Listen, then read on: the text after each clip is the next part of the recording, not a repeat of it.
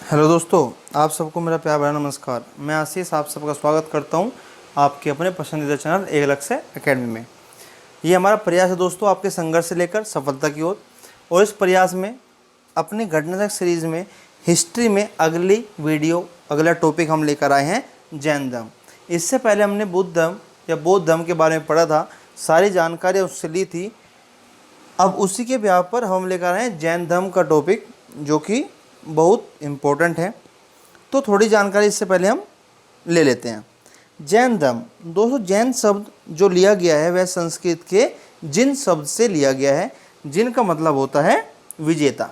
क्या होता है? विजेता। जैन संस्थापक जो होते हैं उनको ये तीर्थकर कहते हैं और जैन महात्माओं को कहते हैं निर्ग्रंथ। ठीक है, जो संस्थापक है तीर्थकर कहते हैं और जो आपके महात्मा हैं उनको निर्ग्रंथ कहते हैं। जैन धर्म में कुल मिलाकर 24 तीर्थकर हुए हैं। सबसे पहले आपके कौन थे? ऋषभदेव। और सबसे लास्ट थे महावीर स्वामी। महावीर स्वामी से पहले पार्श्वनाथ थे। अब इनका नाम क्यों बताए इसका मैं आपको आगे बताता हूँ। ठीक है, तो जो इनकी बात है वो ये है कि जो पार्श्वनाथ ने 4 महाव्रत दिए थे, ठीक है, उसमें 5वां महाव्रत महावीर स्वामी ने जोड़ा। और जो इनके 5 व्रत जो जोड़ा वो था ब्रह्मचर्य। ठीक है, इन 5 को मिलाकर जो अब बने वह आपके इस प्रकार हैं: अहिंसानुव्रत, सत्यानुव्रत, अस्तेय व्रत, ब्रह्मचर्य व्रत या अपरिग्रहणानुव्रत। ये 5 इनके व्रत हैं दोस्तों। ठीक है, उसके बाद वे आदमी या वे आत्मवादियाँ या नास्तिक के एकांतिक मतों को छोड़कर बीच का मार्ग अपनाया। उसे अनेकांतवाद और स्यादवाद कहा गया। ठीक है, ठीक है दोस्तों। इसके बाद इनके त्रिरत्न कौन कौन से हैं? सम्यक दर्शन, सम्यक ज्ञान और सम्यक चरित्र। ये तीनों जैन धर्म के त्रिरत्न की संज्ञा दी गई है। उसके बाद त्रिरत्नों का अनुसरण करने से कर्मों का जीव की ओर प्रवाह रुक जाता है, जिसे क्या कहते हैं? संवर कहते हैं।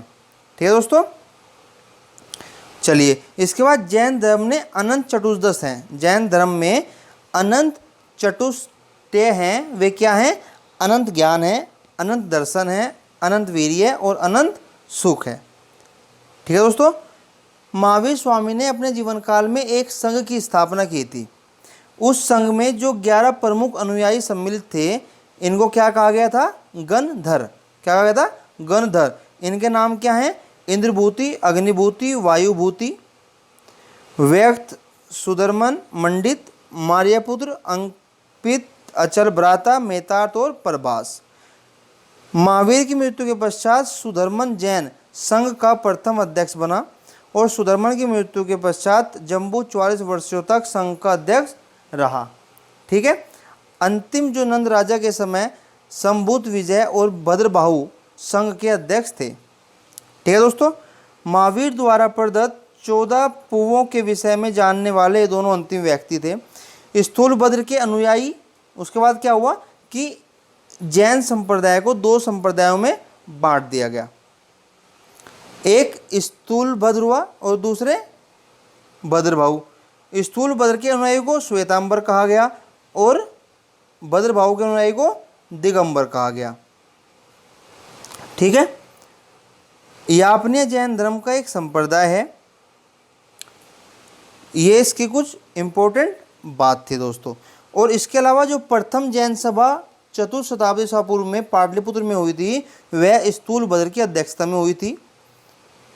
ठीक है, उसके बाद द्वितीय जैन सभा जो 6ठी शताब्दी में हुई, वह वल्लभी में देवर्धिगन या समाश्रमण की अध्यक्षता में संपन्न हुई थी। ठीक है, द्वितीय जैन सभा के समय 12 अंग, 12 उपांग, 10 प्रकीर्णन, 6 छेद सूत्र, 4 मूल सूत्र, अनुयोग सूत्र का संकलन हुआ था। जैन ग्रंथ हैं कुछ, उनके रचनाकार हैं, उनके मैं आपको कुछ नाम बताता हूँ। कल्पसूत्र ग्रंथ है जो कि भद्रबाहु ने लिखा था। परिशिष्ट पर्वन हेमचंद ने। इसी तरह न्यायदीपिका धर्मभूषण ने। पंचविंशति पदम नंदी ने और प्रवचन सार कुंद ने लिखा था। ठीक है दोस्तों, चलिए अब आते हैं अपने प्रथम प्रश्न पर। इस वीडियो में हम लोग जैन धर्म के साथ साथ शैव और भागवत धर्म का भी अध्ययन करेंगे, शैव और भागवत धर्म का। ठीक है, तो शुरू करते हैं। जैन धर्म का पहला क्वेश्चन, जैन धर्म के संस्थापक थे, जैन धर्म के संस्थापक थे, अभी आपको बताया कि प्रथम कौन थे, ऋषभदेव। ठीक है, 24वें महावीर स्वामी। चलिए क्वेश्चन 2, जैन धर्म के प्रथम तीर्थकार कौन थे, आपको बताया था कि संस्थापक को ही तीर्थकार कहते हैं। आप कंफ्यूज न हो इसलिए आपको दोनों क्वेश्चन दिए गए हैं। चलिए नेक्स्ट क्वेश्चन 3, जैन तीर्थकार पार्श्वनाथ निम्नलिखित स्थानों में से मुख्यतः किससे संबंधित हैं, वाराणसी, कौशाम्बी, बिरिगरज, चंपा। तो ये वाराणसी से संबंधित हैं। महावीर स्वामी का जन्म कहाँ हुआ था, महावीर स्वामी जो इनके 24वें तीर्थकार हैं उनका जन्म कहाँ हुआ था, उनका जन्म हुआ था दोस्तों कुंडग्राम में। कहाँ पर, कुंडग्राम में, जो कि वैशाली के पास पड़ता है, लगभग 599 ईसा पूर्व। ठीक है, चलिए नेक्स्ट क्वेश्चन नंबर 5, सूची दी गई है दो, एक तरफ तीर्थकार हैं और दूसरी तरफ उनके प्रतिमा लक्षण है। आदिनाथ, मल्लीनाथ, पार्श्वनाथ, संभवनाथ। प्रतिमा लक्षण वर्षभ, अश्व, सर्प और जल कलश। तो दोस्तों जो आदिनाथ हैं वो वर्षभ प्रतिमा के हैं, जो मल्लीनाथ हैं वो जल कलश के हैं, पार्श्वनाथ सर्प और आपका संभवनाथ ये आपके किससे, अश्व से हैं। तो इसका ऑप्शन आपका हो जाएगा दोस्तों ए, 1 4 3 2। क्वेश्चन नंबर 6, कुंडलपुर जन्म स्थान है किसका, अभी आपने देखा किसका है, सम्राट अशोक का, गौतम बुद्ध का, महावीर स्वामी का या चैतन्य महाप्रभु का। तो हमने पढ़ा कि महावीर स्वामी का जन्म स्थान कुंडलपुर है। नेक्स्ट, महावीर जैन की मृत्यु निम्नलिखित में से किस नगर में हुई थी, राजगीर, सांची, पावापुरी, समस्तीपुर। तो कहाँ पर हुई थी, पावापुरी में। कहाँ पर हुई थी, पावापुरी में। कब, 527 ईसा पूर्व के लगभग, जब उनकी उम्र 72 वर्ष की आयु में राजगृह के समीप पावापुरी नामक स्थान पर महावीर स्वामी ने शरीर त्याग दिया था। चलिए नेक्स्ट, तीर्थकार शब्द संबंधित है, आपको पता है जैन से है, किससे है, जैन से है। जैन तीर्थकारों के क्रम में अंतिम कौन था, तो अंतिम कौन, हमने पढ़ा महावीर जो थे ये अंतिम थे। निम्नलिखित क्वेश्चन नंबर 10, निम्नलिखित में से कौन एक जैन तीर्थकार नहीं था, चंद्रप्रभु, नाथमुनि, नेमी या संभव। तो कौन नहीं था, नाथमुनि। कौन, नाथमुनि तीर्थकार नहीं थे। ठीक है, बाकी चंद्रप्रभु, नेमी और संभव ये सब तीर्थकार थे। नेक्स्ट क्वेश्चन, प्रभासगिरी जिनका तीर्थस्थल है, प्रभासगिरी का तीर्थस्थल क्या है, बौद्ध, जैन, शैव, वैष्णव। प्रभासगिरी जिनका तीर्थस्थल है, पवित्र स्थल है, ये क्या हैं, बौद्ध हैं, जैन हैं, शैव हैं, वैष्णव हैं। तो ये जैन हैं और इनका जो तीर्थस्थल है वह उत्तर प्रदेश के कौशाम्बी में स्थित है। प्रभासगिरी उत्तर प्रदेश के कौशाम्बी में स्थित है। ठीक है, और कौशाम्बी का प्रभासगिरी स्थल 6वें जैन तीर्थकार पद्म प्रभु से संबंधित है। तो प्रभासगिरी आपका जो स्थान है यह कहाँ पर है, उत्तर प्रदेश कौशाम्बी में स्थित है और यह कौशाम्बी का प्रभासगिरी जो 6ठे इनके जैन तीर्थकार थे जिनका नाम पद्म प्रभु था उनसे संबंधित है। चलिए नेक्स्ट, जैन धर्म में पूर्ण ज्ञान के लिए क्या शब्द है, आपको बताया था जैन धर्म में पूर्ण ज्ञान के लिए शब्द है वह है कैवल्य। क्या है, कैवल्य। महावीर स्वामी को किस नदी के तट पर ज्ञानोदय प्राप्त हुआ, सुवनसितिका, पराशनी, गंगा या ऋजुपालिका। तो दोस्तों इनको हुआ था ऋजुपालिका के तट पर। ठीक है, ऋजुपालिका के तट पर। और कहाँ पर, ये जरम्बिक ग्राम के पास में ऋजुपालिका नदी है।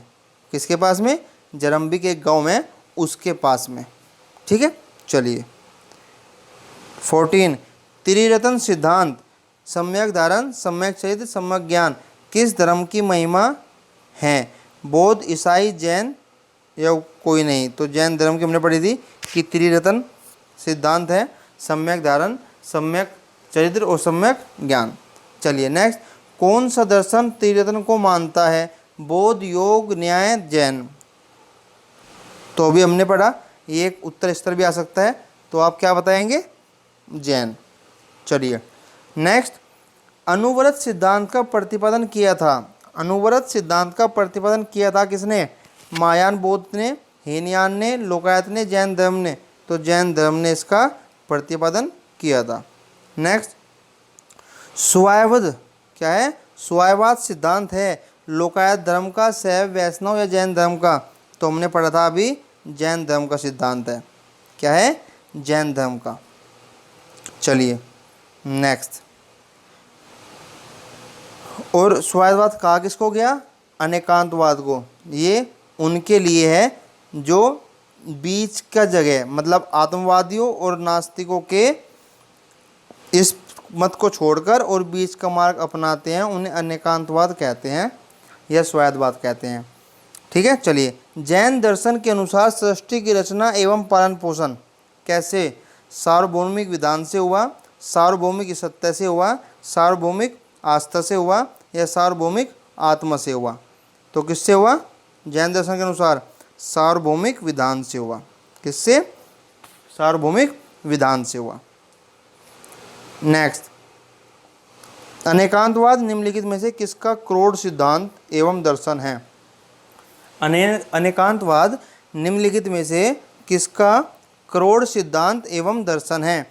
बौद्ध, जैन, सिख या वैष्णव? तो अनेकांतवाद यह जैन मत का सिद्धांत है। नेक्स्ट, निम्नलिखित में से कौन सा धर्म विश्व विनाशकारी प्रलय की अवधारणा में विश्वास नहीं करता?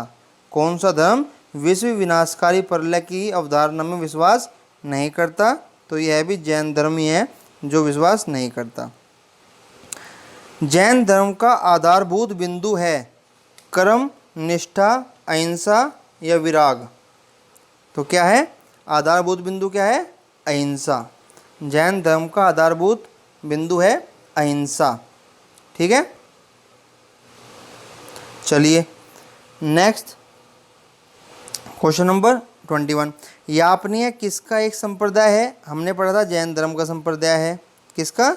जैन धर्म का। भारत की धार्मिक प्रथाओं, जो कि क्वेश्चन नंबर 22 है, भारत की धार्मिक प्रथाओं के संदर्भ में स्थानकवासी संप्रदाय का संबंध किससे है? भारत की धार्मिक प्रथाओं के संदर्भ में स्थानकवासी संप्रदाय का संबंध किससे है? बौद्ध, वैष्णव, जैन, शैव? तो जैन मत से है। नेक्स्ट, निम्नलिखित में से कौन सबसे पूर्वकालिक जैन ग्रंथ कहलाता है? सबसे पूर्वकालिक 12 अंग, 12 उपांग, 14 पूर्व या 14 उपपूर्व? तो जो आपका 14 पूर्व है, यह आपका सबसे प्राचीन जैन ग्रंथ है। ठीक है। क्या है? सबसे प्राचीन। चलिए नेक्स्ट, 24, प्रारंभिक जैन साहित्य निम्नलिखित में से किस भाषा में लिखे गए हैं? प्रारंभिक जैन साहित्य निम्नलिखित में से किस भाषा में लिखे गए हैं? अर्धमागधी, पाली, प्राकृत, संस्कृत? तो किस भाषा में लिखे गए हैं? ये लिखे गए हैं अर्धमागधी। किस भाषा में? अर्धमागधी भाषा में। नेक्स्ट, निम्नलिखित में से कौन सा स्थल पार्श्वनाथ से संबंध होने के कारण जैन सिद्ध क्षेत्र माना जाता है? कौन सा स्थल पार्श्वनाथ से संबंध होने के कारण जैन सिद्ध क्षेत्र माना जाता है? चंपा, सम्मेद शिखर, पावा, उर्जवंत? चंपा, पावा, सम्मेद शिखर या उर्जयंत? तो दोस्तों आपका सम्मेद शिखर पार्श्वनाथ से संबंध होने के कारण जैन सिद्ध क्षेत्र माना जाता है। ठीक है। चलिए क्वेश्चन नंबर 26, निम्नलिखित में से कौन सा आरंभिक जैन साहित्य का भाग नहीं है? निम्नलिखित में से कौन सा आरंभिक जैन साहित्य का भाग नहीं है? थेरी गाथा, आचारांग सूत्र, सूत्र कर्तांग या बृहत कल्प सूत्र? तो कौन सा है? थेरी गाथा। क्या दोस्तों? थेरीगाथा, ये एक्चुअली बौद्ध साहित्य है। क्या है? थेरीगाथा बौद्ध साहित्य है, बाकी ये तीनों जैन साहित्य हैं। ठीक है। नेक्स्ट, जैन संप्रदाय में प्रथम विभाजन के साथ श्वेतांबर संप्रदाय के संस्थापक कौन बने? हमने पढ़ा था स्थूलभद्र। ठीक है, श्वेतांबर के स्थूलभद्र और दिगंबर के भद्रबाहु थे। चले 28, भगवान महावीर का प्रथम शिष्य कौन था? जमाली, योसूद, विपिन, प्रभास। तो जमाली, योसूद, विपिन, प्रभास। तो कौन था भाई? जमाली। क्या नाम था? जमाली महावीर के प्रथम शिष्य। चलिए नेक्स्ट, महावीर किस जैन सभा में अंतिम रूप से श्वेतांबर आगम का संपादन हुआ? किस जैन सभा में हुआ था? तो दोस्तों पाटलिपुत्र में। कौन से में? पाटलिपुत्र में। पहला जैन सम्मेलन जब वहाँ पर चंद्रगुप्त मौर्य के शासनकाल में पाटलिपुत्र में प्रथम जैन सम्मेलन आयोजित किया गया, जिसमें श्वेतांबर आगम का संपादन किया गया। ठीक है। चलिए 30, क्वेश्चन नंबर 30, निम्नलिखित में से जो आपके निम्न कथन हैं इन पर विचार करने हैं। पहला, वर्धमान महावीर की माता लिच्छवी के मुख्य चेटक की पुत्री थी। क्या ये सही है? नहीं, ये गलत है। ठीक है। चलिए, क्योंकि ये बहन थी। गौतम बुद्ध की माता कोलिय राजवंश की राजकुमारी थी। बिल्कुल थी। 23वें तीर्थकार पार्श्वनाथ बनारस से थे। थे क्या भाई? बिल्कुल थे। कहाँ थे? बनारस के थे। ठीक है ना। चलिए, तो इसमें अगर आप देखें तो इसका ऑप्शन आपका हो जाएगा सी, क्योंकि दूसरा और तीसरा सही है, पहला नहीं है, क्योंकि वो पुत्री नहीं थी, बहन थी। चलिए नेक्स्ट, समाधि मरण। क्या है दोस्तों? समाधि मरण किस दर्शन से संबंधित है? बौद्ध, जैन, योग, लोकावत। तो किससे है? जैन दर्शन से संबंधित है। ठीक है। चलिए 32, प्राचीन जैन धर्म के संबंध में निम्नलिखित कथनों में से कौन सा एक सही है? स्थूलबाहु के नेतृत्व में दक्षिण भारत में जैन धर्म का प्रचार हुआ। पाटलिपुत्र में हुई परिषद के पश्चात जो जैन धर्म के लोग भद्रबाहु के नेतृत्व में रहे वे श्वेतांबर कहलाए। गलत बात है, क्योंकि श्वेतांबर तो स्थूलबाहु के लोग कहलाए थे। ठीक है, ठीक है ना। और पहला, स्थूलबाहु के नेतृत्व में दक्षिण भारत में जैन धर्म का प्रचार हुआ, नहीं। फिर प्रथम शतक जो ईसा पूर्व में जैन धर्म को कलिंग के राजा खारवेल का समर्थन मिला। फिर पढ़ें, प्रथम शतक ईसा पूर्व में जैन धर्म को कलिंग के राजा खारवेल का समर्थन मिला। बिल्कुल ठीक है, मिला। फिर बौद्धों के विपरीत जैन धर्म की प्रारंभिक अवस्था में जैन धर्म के लोग चित्रों का पूजन करते थे। नहीं, सिर्फ इसमें आपका जो सही है वह आपका सी वाला है कि प्रथम शतक ईसा पूर्व में जैन धर्म को कलिंग के राजा खारवेल का समर्थन मिला। ये बिल्कुल ठीक है। ठीक है दोस्तों। और जैन धर्म में चित्र पूजा या मूर्ति पूजा प्रचलित नहीं थी। ठीक है ना। चलिए 33, निम्नलिखित में कौन सा कथन जैन सिद्धांत का अनुरूप है? कर्म को विनष्ट करने का सुनिश्चित मार्ग तपश्चर्या है। क्या है? कर्म को विनष्ट करने का सुनिश्चित मार्ग तपश्चर्या है। क्या ऐसा है? हाँ, ऐसा है। प्रत्येक वस्तु में चाहे वह सूक्ष्मतम कण हो या आत्मा होती है। हाँ, बिल्कुल ठीक है, होती है। कर्म आत्मा का विनाशक है और अवश्य इसका अंत करना चाहिए। कर्म आत्मा का विनाशक है और अवश्य इसका अंत करना चाहिए। तो ये भी ठीक है दोस्तों, इसका ऑप्शन आपका डी होता है, क्योंकि तीनों कथन सही है। ठीक है। चलिए क्वेश्चन नंबर 34, निम्नलिखित कथनों पर विचार करना है। पहला, दक्षिण भारत के इक्ष्वाकु शासक बौद्ध मत के विरोधात्मक थे। जो दक्षिण भारत में इक्ष्वाकु शासक थे, क्या वे बौद्ध मत के विरोधात्मक थे? नहीं थे, वे समर्थक। दूसरा, पूर्वी भारत के पाल शासक बौद्ध मत के समर्थक थे?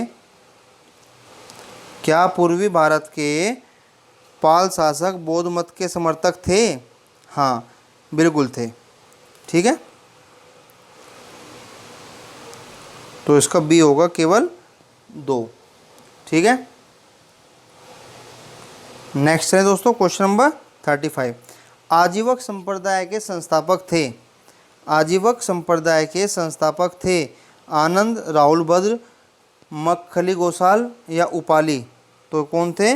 मक्खली गोसाल।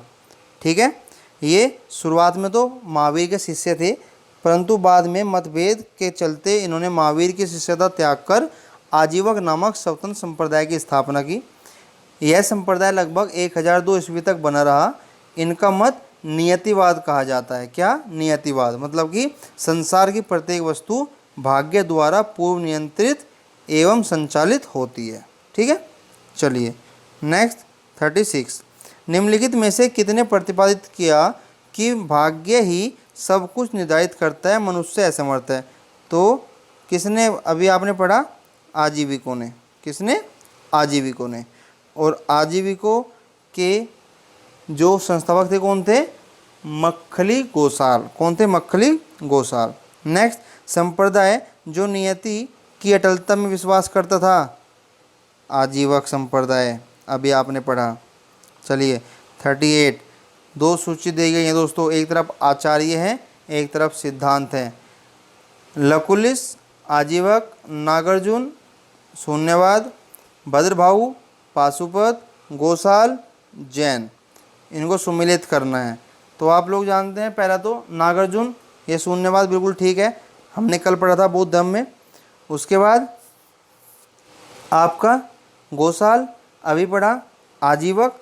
तो 2 आपको पता लग गए कि बी तो आपका है 2 और आपका डी क्या है? डी क्या दोस्तों? 1।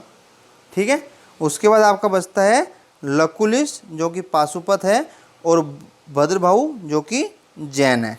तो इसमें आपका ऑप्शन हो जाएगा बी। क्या हो जाएगा? Option B. चलिए नेक्स्ट क्वेश्चन 39। बराबर की गुफाओं का उपयोग किसने आश्रम गृह के रूप में किया? बराबर की गुफाओं का प्रयोग किसने अपने आश्रम गृह के रूप में किया? तो वह किया था आजीविकों ने। किसने? आजीविकों ने। मौर्य युग में पर्वत गुफाओं को काटकर निवास स्थान बनाने की कला का पूर्ण विकास हुआ।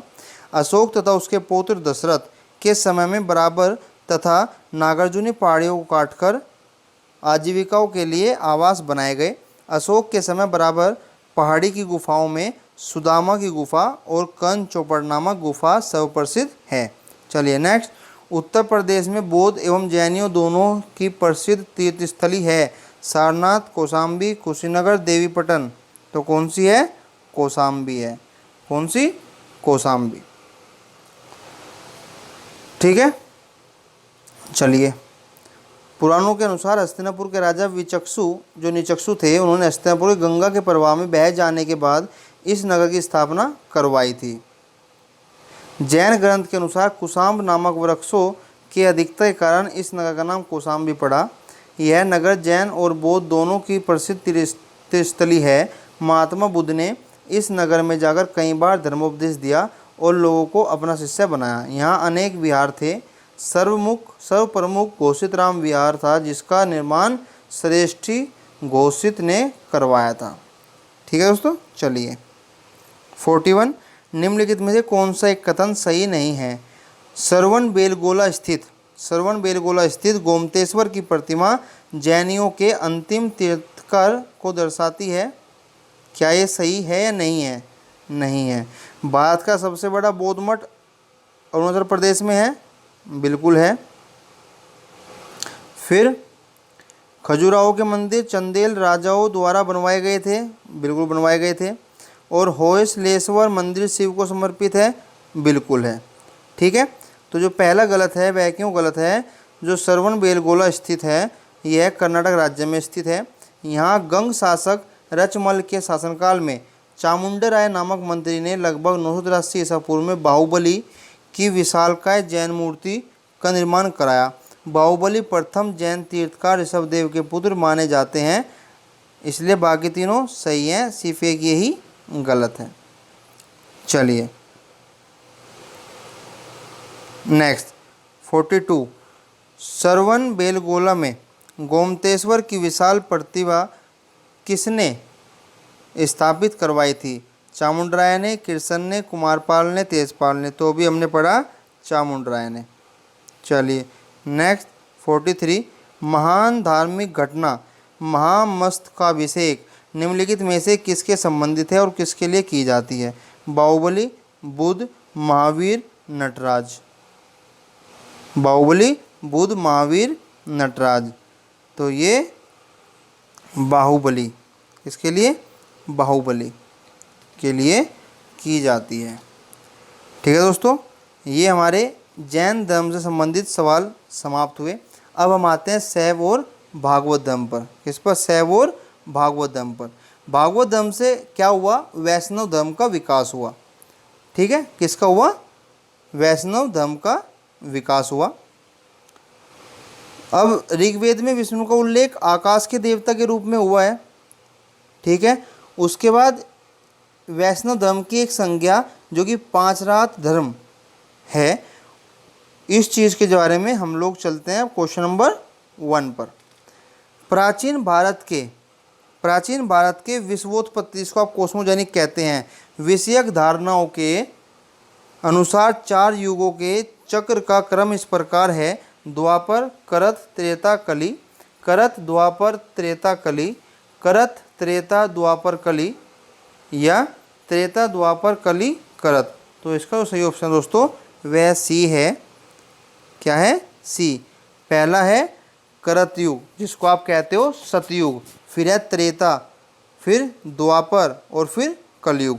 ठीक है, तो करत युग जिसको सतयुग कहते हैं, सतयुग है, त्रेता युग है, द्वापर युग है और कलयुग है। चलिए क्वेश्चन नंबर 45। निम्नलिखित में से कौन सा प्राचीन भारत में शैव संप्रदाय था? कौन सा प्राचीन भारत में शैव संप्रदाय था? आजीवक, मत्यमूर, मयमत या ईशान शिव गुरुदेव पद्धति? तो कौन सा था? मयमत था। कौन सा? मयमत। चेदी राजवंश के अभिलेखों में मतमयूर नामक शैव संप्रदाय का उल्लेख मिलता है। चलिए नेक्स्ट, अर्धनारीश्वर मूर्ति में आधा शिव आधा पार्वती प्रतीक है पुरुष और नारी का योग, देवता और देवी का योग, देव और उसकी शक्ति का योग, उपरोक्त किसी का नहीं। तो देव और उसकी शक्ति का योग का प्रतीक है। ठीक है, चलिए क्वेश्चन नंबर 47। नैनार कौन थे? कौन? नैनार कौन थे? शैव, शाक्त, वैष्णव, सूर्योपासक। तो क्या थे? शैव थे। नैनार शैव थे। नैनार शैव क्या थे दोस्तों? नैनार शैव थे। अब आपके मन में क्वेश्चन आ रहा होगा कि ये शैव एक्चुअली कौन थे, क्या थे, क्यों थे? तो जो शिव से संबंधित धर्म है उसको शैव धर्म कहा जाता है। ठीक है, और शिव के उपासक को शैव कहा जाता है। ठीक है ना, जो शिव से संबंधित धर्म है उसको शैव धर्म कहते हैं और शिव के उपासक को शैव कहा जाता है। और शैव धर्म भारत का सबसे पुराना प्राचीनतम धर्म है। ठीक है दोस्तों, तो जो सिंधु घाटी के लोग थे वे भी शिव की पूजा करते थे। इसका प्रमाण मोहनजोदड़ो से प्राप्त हुआ है, क्योंकि उस पर एक मोर है और एक मोर पर योगी की आकृति बनी हुई है। ठीक है, चलिए दोस्तों क्वेश्चन नंबर नेक्स्ट। निम्नलिखित में से कौन अलवार संत नहीं था? निम्नलिखित में से कौन अलवार संत नहीं था? पोयगई, तिरुज्ञान, पूडम या तिरुमंगई। तो कौन अलवार संत नहीं था? तिरुज्ञान अलवार संत नहीं था। पोयगई, पूडम और तिरुमंगई अलवार संत थे। ठीक है ना, चलिए 49। भागवत संप्रदाय के विकास में किसका देन अत्यधिक था? भागवत संप्रदाय के विकास में किसका देन अत्यधिक था? पार्थियन, कुषाण, हिंद यूनानी या गुप्त? तो किसका था? गुप्त का। जो भागवत संप्रदाय है उसके विकास में गुप्त का देन सबसे अधिक था। भागवत अथवा वैष्णव धर्म का चरमोत्कर्ष गुप्त राजाओं के शासनकाल में हुआ। गुप्त नरेश वैष्णव मतानुयायी थे तथा उन्होंने इसे अपना राजधर्म बनाया था। अधिकांश गुप्त शासक परम भागवत की उपाधि धारण करते थे। विष्णु का वाहन गरुड़ गुप्तों का राज चिन्ह था। ठीक है, भागवत धर्म के प्रवर्तक कौन थे?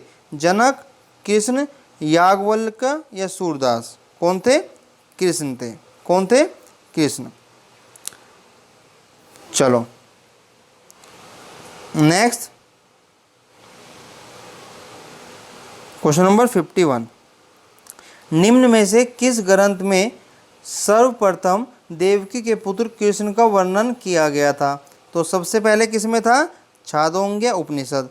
ये हमने ऋग्वेद के क्वेश्चनों में भी पढ़ा था कि छांदोग्य उपनिषद में सबसे पहले देवकी के पुत्र कृष्ण का वर्णन किया गया है। उसके बाद वासुदेव कृष्ण की पूजा सर्वप्रथम किसने प्रारंभ की थी? तो किसने की थी? हमने अभी पढ़ा, भागवतों ने की थी। Question number 53। निम्नलिखित में से किस देवता को कला में हल दिए प्रदर्शित किया गया है? तो बलराम को किया गया है। हम सब देखते हैं ना कि बलराम का जो अस्त्र है वह क्या था? हल था। चलिए नेक्स्ट, और उनको हलधर के नाम से भी जानते हैं। किससे? हलधर। चलिए नेक्स्ट, भागवत संप्रदाय में भक्ति के रूपों की संख्या है। भागवत संप्रदाय में भक्ति के रूपों की संख्या है 7, 8, 9, 10। तो कितनी है? 9। कितनी है? 9।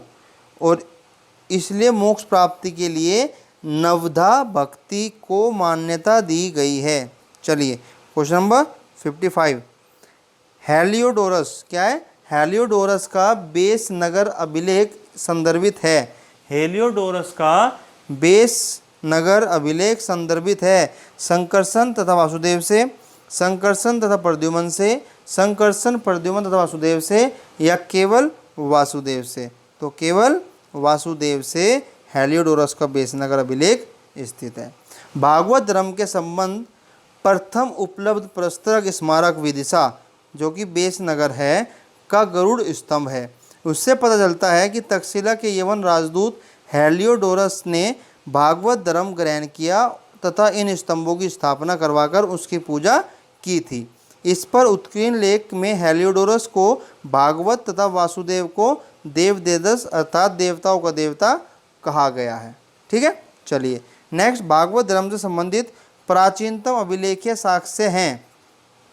कहाँ? समुद्रगुप्त का इलाहाबाद, हेलियोडोरस का बेसनगर, तो आपको पता है अभी हमने पढ़ा हेलियोडोरस का बेसनगर अभिलेख भागवत धर्म संबंधित सबसे पुराने अभिलेख साक्ष्य हैं। ठीक है, चलिए 57। भागवत धर्म का ज्ञात मतलब जो भागवत धर्म है उसका ज्ञात अभिलेख साक्ष्य कौन सा है? बेसनगर का गरुड़ स्तंभ है। कौन सा है? बेसनगर का गरुड़ स्तंभ है। बेसनगर अभिलेख का हेलियोडोरस कहाँ से का निवासी था? तो कहाँ का निवासी था? हमने पढ़ा तक्षशिला का यह यवन शासक था। क्या था? तक्षशिला का यवन राजदूत। क्या था? तक्षशिला का यवन राजदूत हेलियोडोरस था। चलिए नेक्स्ट, क्वेश्चन नंबर 58 के बाद 59। विष्णु के किस रूप को क्या है? क्वेश्चन नंबर, विष्णु के किस अवतार को सागर में पृथ्वी का उद्धार करते हुए अंकित किया जाता है? कच्छप, वराह, मत्स्य, नरसिंह। तो किस रूप को? वाराह को। किस रूप को? वाराह। चलिए नेक्स्ट, वाराह में देखे होंगे जो मतलब मुंह निकला और आगे 2 दांत होते हैं इस तरह का। ठीक है, नेक्स्ट 60। भारत में आस्तिक और नास्तिक संप्रदायों में कौन सा विभेदक लक्षण है? ईश्वरीय सत्ता में आस्था, पुनर्जन्म में सिद्धांत में आस्था, वेदों की प्रामाणिकता में आस्था, स्वर्ग और नरक की सत्ता में विश्वास। तो जो आपकी वेदों की प्रामाणिकता है उनमें इन दोनों की आस्था होती है, चाहे वे आस्तिक हो चाहे वे नास्तिक हो। चलिए 61। निम्नलिखित में से कौन मोक्ष के साधन के रूप में जन्म, कर्म और भक्ति को समान महत्व देता है? मोक्ष के साधन के रूप में जन्म, कर्म और भक्ति को समान महत्व देता है अद्वैत वेदांत, विशिष्टाद्वैतवाद वेदांत, भगवद गीता या मीमांसा? तो वह दोस्तों आपकी भगवद गीता है। आप लोगों ने सुनी भी होगी, पढ़ी भी होगी, जानकारी भी ली होगी कि इसमें जन्म, कर्म और भक्ति को समान महत्व दिया जाता है। नेक्स्ट, अधिलिखित अधोलिखित में से कौन एक गीता की मुख्य शिक्षा है? जो अधोलिखित में से कौन एक गीता की मुख्य शिक्षा है? कर्मयोग, ज्ञान योग, भक्ति योग, निष्काम कर्म योग, स्पर्श योग। तो कौन सा है? निष्काम कर्म योग। क्या है? निष्काम कर्म योग, जिसका मतलब है कर्म को सदैव साध्य के रूप में देखें, उसे कभी भी साधन के रूप में न ग्रहण करें। किसके रूप में देखें? साध्य के रूप में देखें। मतलब कि हम सिर्फ कर्म तो करें लेकिन उसके फल की इच्छा न करें। ठीक है, यह है निष्काम कर्मयोग का मतलब। चलिए क्वेश्चन नंबर 63, निम्नांकित में से कौन प्रस्थान त्रयी से सम्मिलित नहीं है? निम्नांकित में से कौन प्रस्थान त्रयी में सम्मिलित नहीं है? भागवत, भगवद गीता, ब्रह्मसूत्र या उपनिषद? भागवत, भगवद गीता, ब्रह्मसूत्र या उपनिषद? तो कौन नहीं है? भागवत नहीं है। कौन नहीं है? भागवत नहीं है।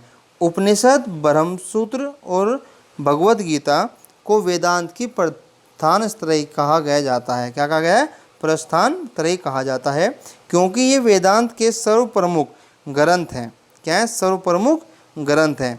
इनमें भी उपनिषद मूल प्रस्थान है, शेष दो उन पर आधारित माने जाते हैं। सबसे मेन क्या है? उपनिषद। और उसके बाद भगवद गीता और ब्रह्मसूत्र, ये क्या है? ये उन पर आधारित हैं। वेदांत के आचार्यों में जिन्होंने ब्रह्मसूत्र पर भाष्य लिखकर अपने अपने वेदांत संप्रदायों की प्रतिष्ठा की है, उनमें शंकराचार्य सबसे प्राचीन है। ठीक है, चलिए नेक्स्ट 64, यह प्राचीन स्थल जहाँ 60,000 मुनियों की सभा में संपूर्ण महाभारत कथा का वाचन किया गया। यह प्राचीन स्थल, वह प्राचीन जगह है जहाँ पर 60,000 मुनियों की सभा में संपूर्ण महाभारत कथा का वाचन किया गया। कहाँ पर? अहिच्छत्र, हस्तिनापुर, काम्पिल्य या नैमिषारण्य? तो कौन सा है? नैमिषारण्य। उत्तर प्रदेश का जो सीतापुर जनपद है, वहाँ पर नैमिषारण्य में 60,000 मुनियों का निवास माना जाता है। यहीं पर सूत गोस्वामी ने सैनिक एवं अन्य मुनियों के समकक्ष संपूर्ण महाभारत कथा का वाचन तब किया था जब वे यज्ञ संपन्न कर रहे थे। इसके पूर्व महाभारत कथा का वाचन वैशम्यापन ने राजा जन्मेजय के लिए किया था। ठीक है, चलिए रामायण के किस कांड में राम और हनुमान की पहली भेंट का वर्णन है? किष्किंधा, बाल, सुंदर, उपरोक्त में कोई नहीं। तो किष्किंधा कांड में। कब? किष्किंधा कांड में। रामायण के रचयिता वाल्मीकि थे, हम सब जानते हैं। संस्कृत भाषा में रचित इस आदि काव्य में कुल 7 कांड हैं।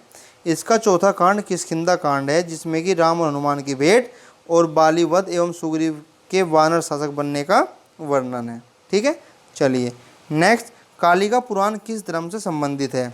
कालिका पुराण किस धर्म से संबंधित है? वैष्णव, शाक्त, बौद्ध, जैन? तो ये शाक्त धर्म से संबंधित है। कालिका पुराण शाक्त धर्म से संबंधित है। कालिका पुराण को कली पुराण भी कहा जाता है।